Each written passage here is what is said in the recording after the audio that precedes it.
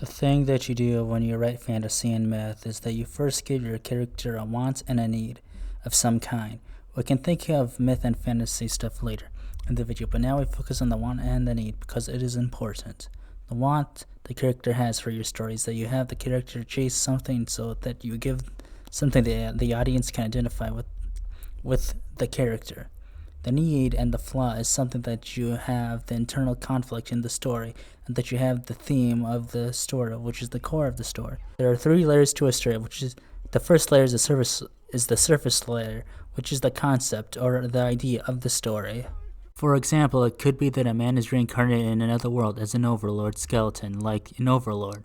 It could be that a high schooler gains powers of a great curse, and the antagonist of the story is in his body after eating a finger. And it could be as simple as a man must save the princess from the castle. In a way, your story idea is the first layer of it, and what is where you will likely start your story idea.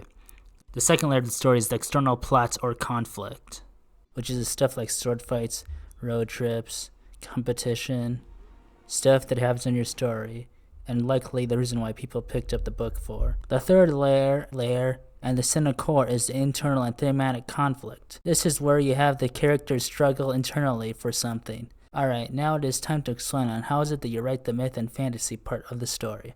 For starters, if you're writing a travel fantasy where the characters have to go to a location or defeat the monster, that means that you are going to have to create a new crew for your fantasy novel. The way on which you do this is that you give each character a role that they have in the group. Each role should benefit the group in some way. For example, you could have a large character who is the tank. You could have a character who is the leader. You can even have a non-combat roles, like have one be the financer of the group, or have them be the person that knows the culture or the land in a certain area. There's also